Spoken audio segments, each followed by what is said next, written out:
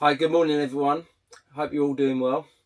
Now in this episode of my Day in the Life of a London Cabbie series, I will be talking to you about the result of a claim which resulted in me falling into a drain hole cover, being pulled out by the police and pulled onto a parked vehicle. It's also that time of the year where I'll be talking to the insurance companies and see how much it will cost to insure my taxi for the year. I'm expecting quite a high amount due to this accident that took place back in November. Also in this episode I'll be talking to you about a speeding ticket I received. This was me doing 24 miles per hour in a 20 mile per hour zone. And with that speeding ticket, in this video I'll be showing you how to overcome receiving a speeding ticket by just literally changing a few simple settings within the London electric vehicle taxi. And finally in this video I'll be taking you on a taxi shift to see what it's really like as a day in the life of a London cabbie. So buckle up and let's go.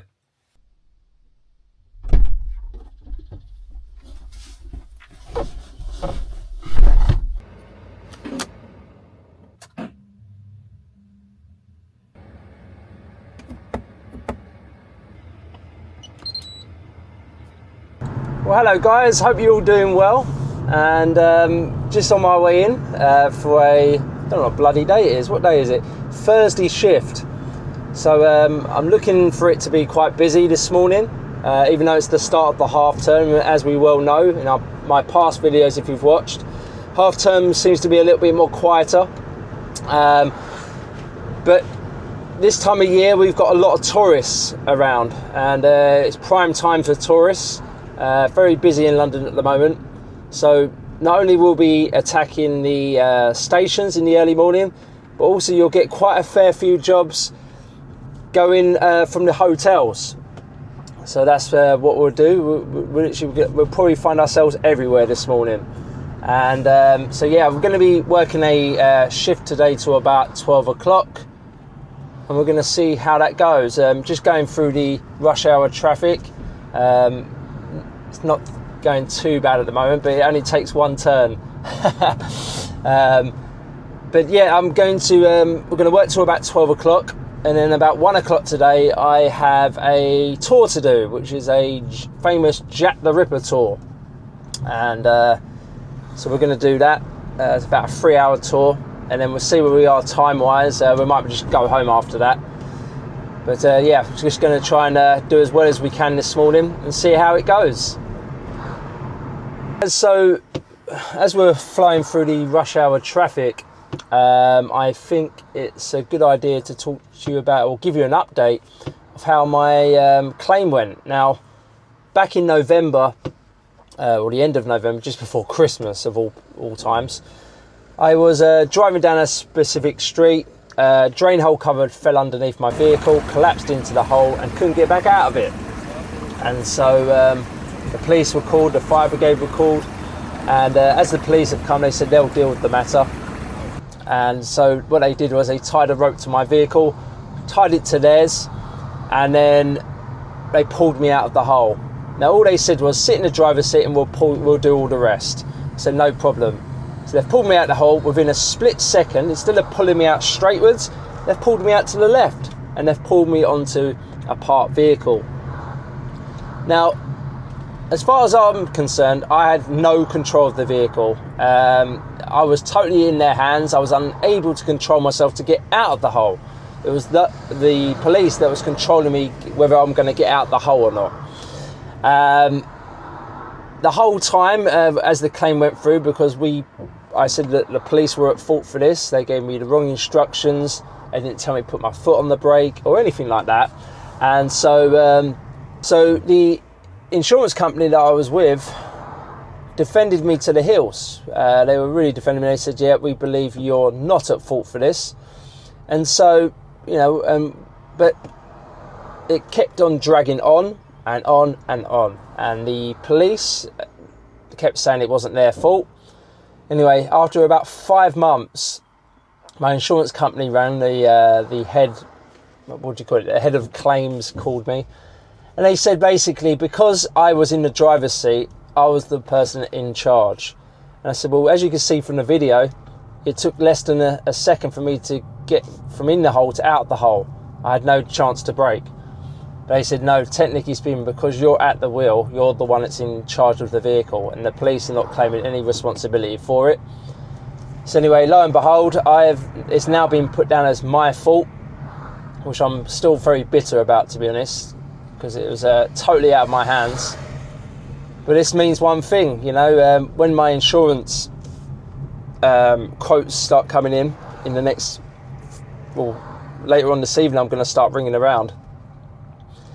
I'm expecting my insurance to at least go up £1,000 for the year. Another £1,000. It was already £1,400 for the year, but it's going to go up even more now. But what can you do? What can you do?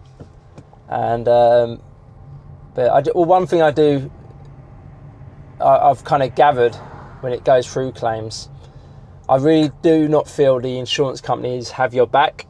I really do feel like they cannot be bothered a lot of the times. A great example was yesterday. So I rang them up yesterday to find out my no claims bonus, how much I had left after this accident. And they hadn't even closed the case, even though the case had been closed. So they was unable to give me my amount of no claims bonus. And there was only another insurance company that told, or a friend of mine who works for an insurance company said, yes, they should close it off after 6 months. And it's been more than 6 months. So they've now closed it off, and now I've got my no claims bonus, which I believe it's about 3 years still. But I'm still expecting my my insurance quotes to be very high indeed. And we'll see how that goes, and you'll find out a bit later how I got on with that. Now, usually it would take me about an hour to get in during rush hour, but this clearly shows that this only took me half an hour to get in today.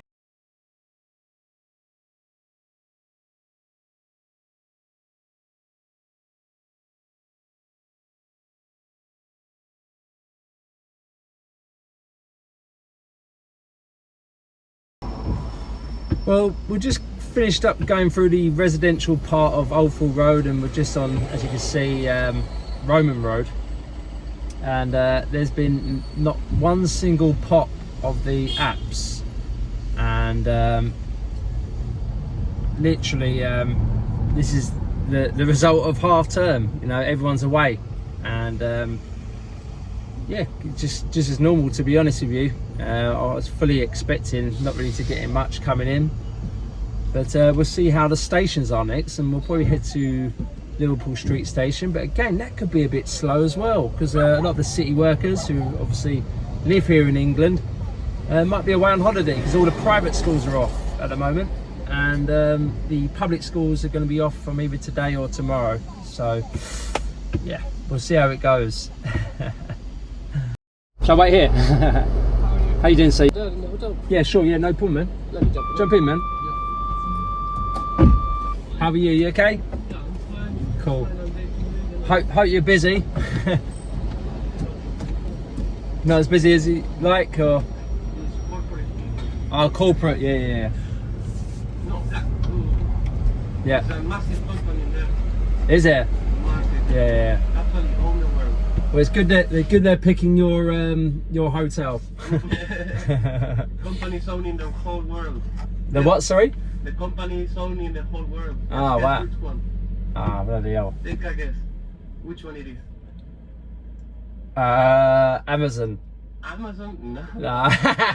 It's above Amazon. Above Amazon, yeah? Yeah. Google? No, man. Go on. BlackRock. BlackRock. Oh, bloody hell. Bloody hell. Yeah, man. They better give me a good tip. I don't think they're gonna give you a tip. Yeah. That's a mistake. There we are. Awesome, thank you. These people in the corner. No A problem. woman also. Shall I wait here? Yeah. Yeah. That's right. That Cool. was gonna say. Yeah, Southwark, yeah, no problem. Oh yeah. How you doing? Hello. Oh,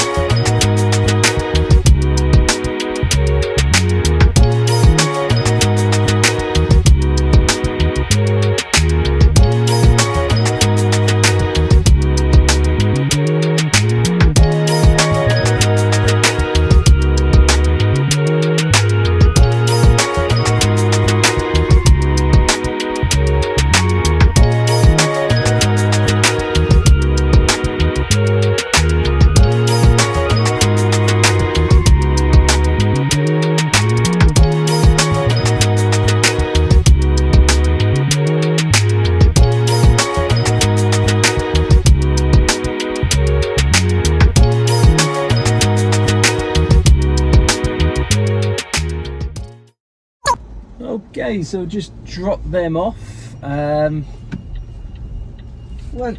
the nicest bunch of people in the world, to be honest.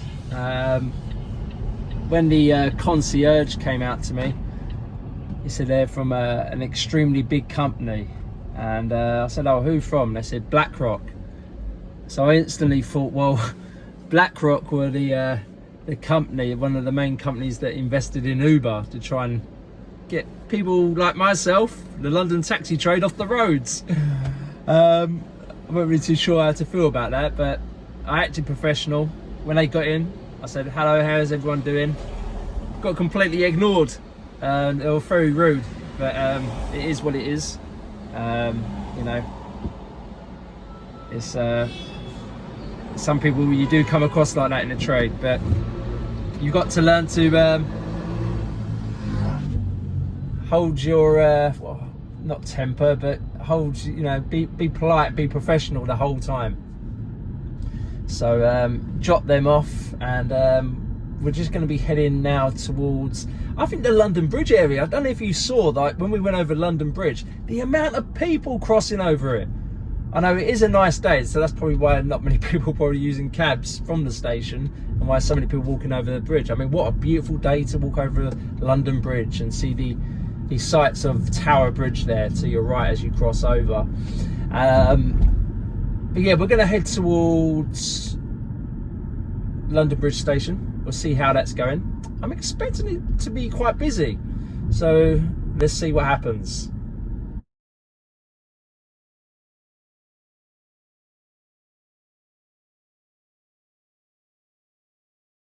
I am fully expecting this to just go straight over London Bridge and then drop off there. That's what usually happens at London Bridge. Well, for me it does anyway. Hi sir. 168 Shoreditch High Street. Please. 168, yeah, no problem sir. How you doing?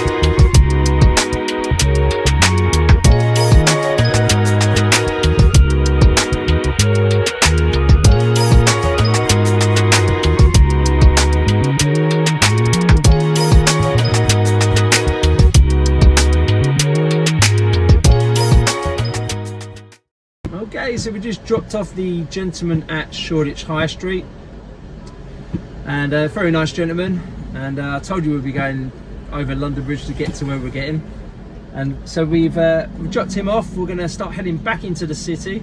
A little bit busier than I thought it'd be actually in the city for half term, so yeah, we're just going to head towards Liverpool Street and we'll see how that goes. The conversation we kind of had was the gentleman was just moaning about cyclists never stopping at red lights. If you could see right now in front of me, there's probably about 15 cyclists going through red lights. Could be more. Yeah, it was just venting his anger about cyclists, which I get that quite a lot. For me, sometimes McLiver, as we call Liverpool Street by McDonald's, sometimes it can be an absolute nightmare to get in and get out again, because a lot of people making their deliveries as such, and it can get really congested in there.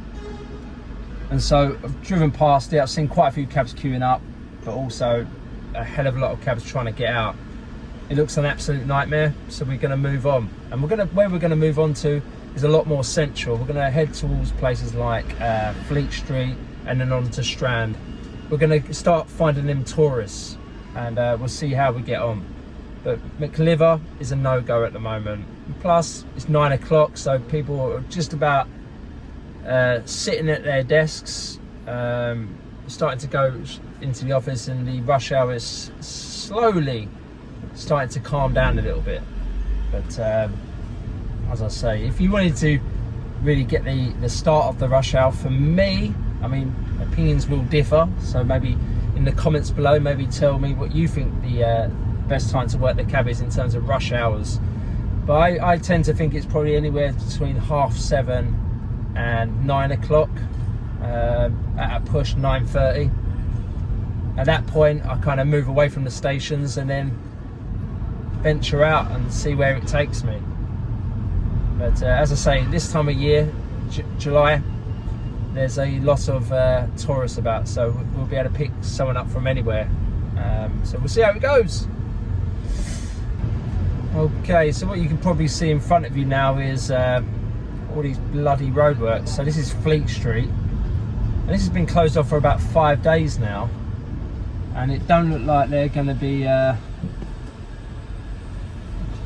doing much soon. Oh, for 3 weeks I just see there. Wow. And this is like a main route from west to east. Honestly, it's unbelievable, and this is what makes it very hard for London cab drivers and all vehicles, whether it's delivery vehicles or any sort of vehicle, and makes it extremely difficult to get around London for people to do their jobs. This work should really be done at night time, you know, on a main route like this. But 3 weeks that's closed for, that is gonna, well, they probably are doing it because of half term coming up, so I guess they've been a little bit thoughtful there. But it's you know, I'm sure we'll come across quite a few more today.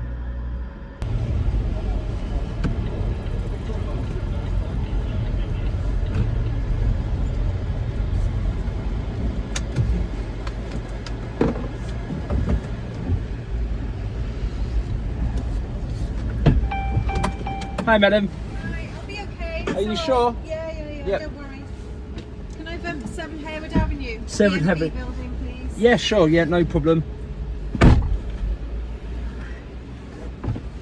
How are you? You okay? Oh, yeah. I wonder where all these people are going to.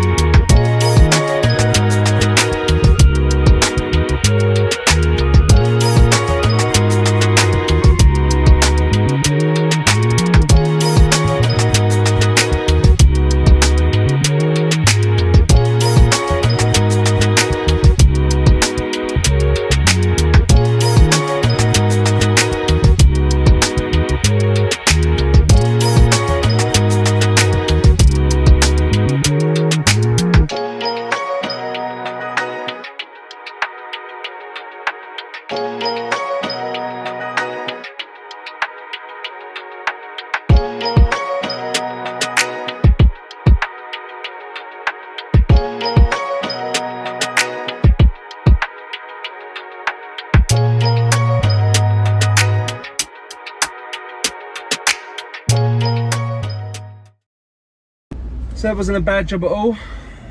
Charing Cross Station to the BNP building, or just opposite it, to be honest, if I'm going to be precise. But yeah, we had a good conversation, and she was mentioning that she was disabled, hence why I was getting out the taxi at the beginning. And yeah, she was just saying that she got a ticket the other day because she couldn't get to her car in time at the train station. She had a disabled badge out, and apparently had ANRP or something along the lines. Them cameras, they can measure the amount of time you're in a car park for, and I think she was like a couple minutes late. Anyway, I've said to her about appealing to it, and that's what she's going to do. And then that led me on to my my story when I received a speeding ticket for doing 24, or I think it's 23 miles per hour in a 20 mile per hour zone. And it was like basically 5 o'clock in the morning, 6 o'clock in the morning, around that time.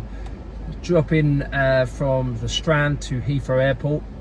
Not a soul on the road, not a person, not a car. Driving along Cromwell Road, the light goes red, I stop, and then it goes green. Now, as you accelerate away, sometimes you're kind of oblivious on how fast you accelerate away. And obviously I was accelerating too fast, and I got flashed doing 23 miles per hour. So, because I haven't had any points in my whole career of driving, I was given the option to do a refresher course. It cost £95 to do, which in my opinion was very much a money-making scheme. That's why I won't go into it actually, because I don't want to get too political on this channel. But yeah, so I did the refresher course. That was actually very interesting. I actually really enjoyed it. A lot of people say that they don't enjoy it, but I actually did, and I did get something out of it. And one thing that I have changed in my driving is putting on the limiter on my actual vehicle, so you can actually determine how fast your vehicle can actually move up to. So at the moment I have it on at 20 mile per hour limit, because most of the roads in London are at 20 miles per hour. But if you want me to just show you quickly how to do that, I'll just show you now. So what you do is you press this button here, press it once, and you'll see that is lit up. Now you can go up or down, as you can see there, but obviously we want 20. And then you go back to this button, and it's basically the enter button. That's to turn it off, and that's to turn it on. When it's illuminated green, that means it's turned on.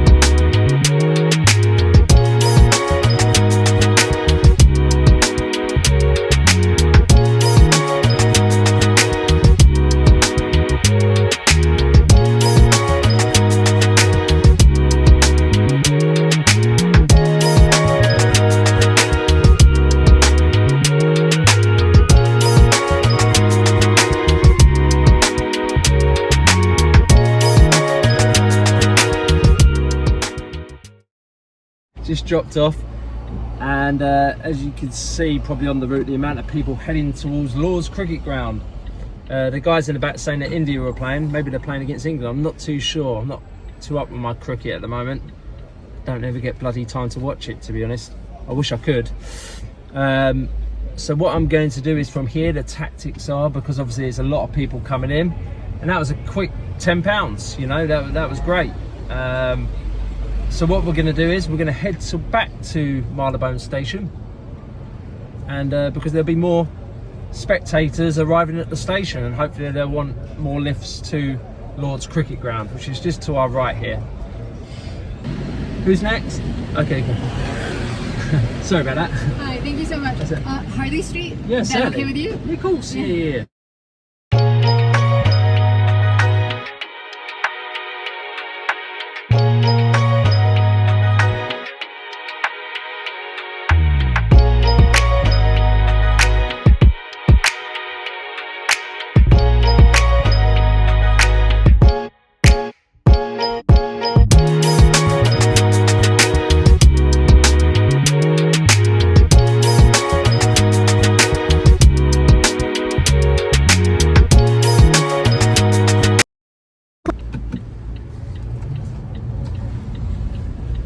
Okay guys, so as I say, got the job quite quickly on Marylebone, didn't we? And as I say, you never know which the next job will take you, and that's taken us now to Harley Street. Nice lady, and yeah, that was £10 for that job. So we're going to go through Marylebone High Street now. Not really too sure where I'm going to go at the moment. I might go to Paddington, as that's one of the closest stations to us, along with Marylebone, but I'm getting a bit bored of going back to Marylebone. But it could be an option. See how I feel as I get there. I usually change my mind as I drive to it, so I have a plan and I usually change it as it goes along. Hopefully it's because someone will hail me down. See what happens.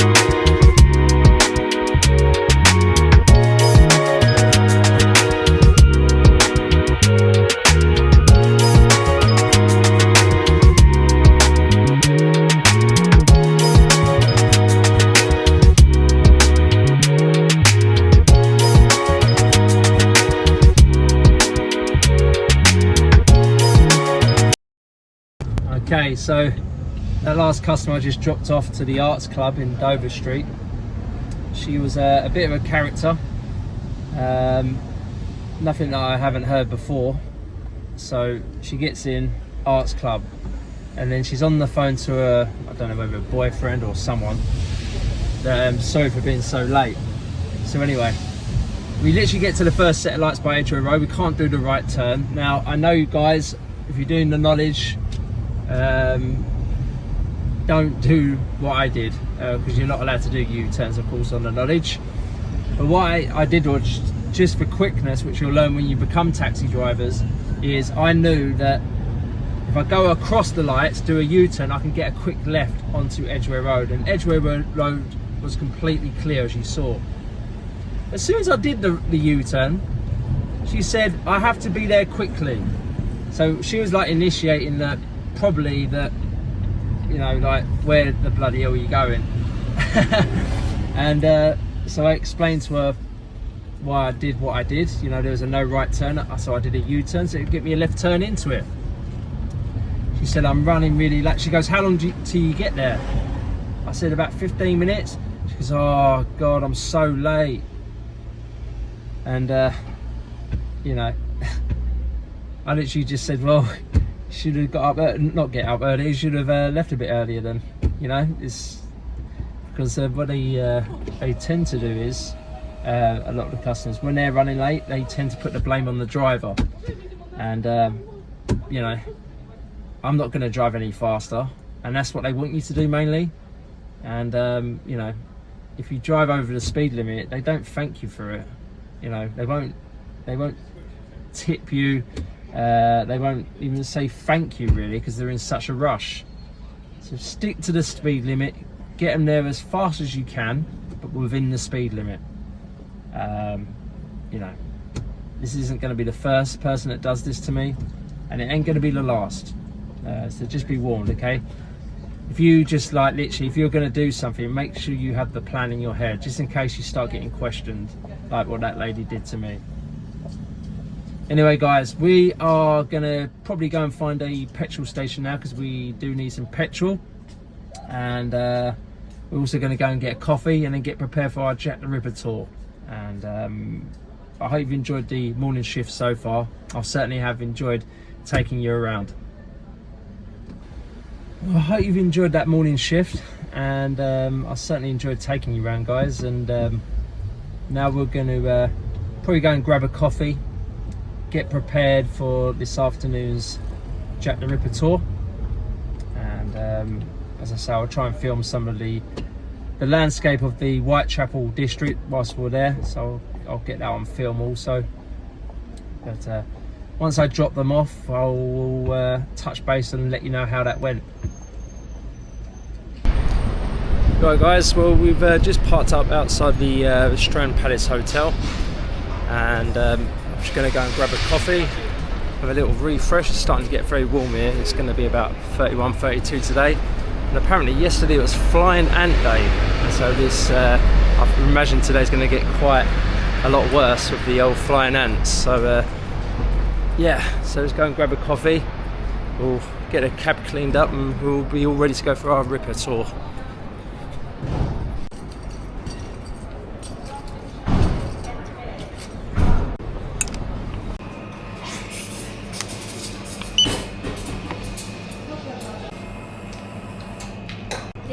Thank you very much, appreciated. Thank you very much. Bye bye.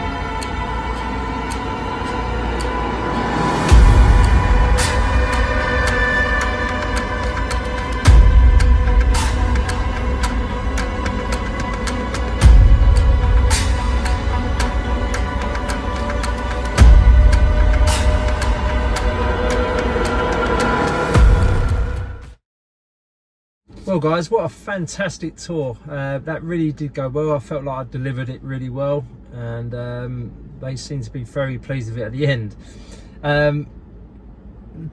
The customers I had today, they were so lovely, but bless them, they were really struggling. And sometimes, you know, customers, and I totally understand it, are only here for a few days, and they want to fit in as much as possible. So they literally landed about 6 o'clock this morning, and so they haven't had much sleep in their overnight flight. And as the tour was going along, some of them started to fall asleep, but it's not the first time it's happened. It's you know, it happens if you do a night flight and then do a tour the next morning. For me, that isn't for me. I would like to have a rest before I do a tour, but I totally understand they wanted to fit it all in. But the tour went really well. They seemed really pleased. And yeah, we're going to just search for our last job now. Hopefully it will start going eastwards, and yeah, I'll just we'll see how it goes.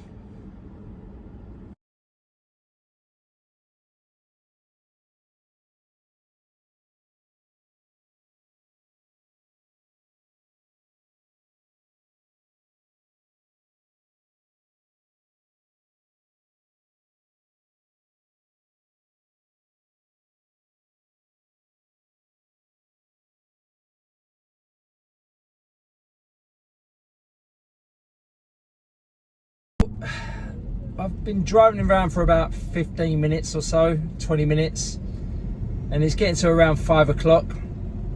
So I think home is calling me, and it's a good idea to get home now and spend some time with the family, because I can, because I'm my own boss.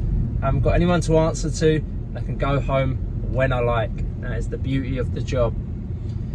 Now, I hope you've enjoyed this video, and if you did, please like and subscribe to my channel. Also, if you've got any ideas of any future episodes, whether it's a taxi shift or any other kinds of episodes taxi related that you'd like me to make, please let me know, and I'd be happy to help. But I hope you enjoyed today, and thank you for being on board with me. All the best.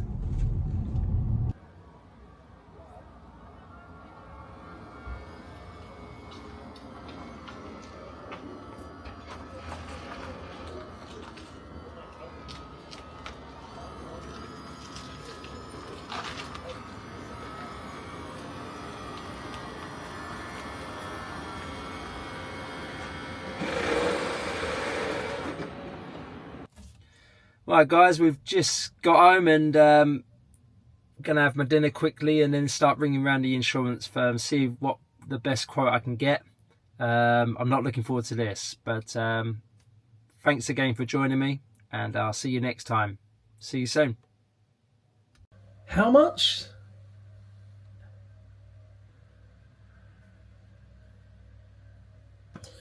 Well guys, I've just come off the phone to all the insurance companies, and I'm gonna give you the result on who were the cheapest, and we'll see where we'll go from there.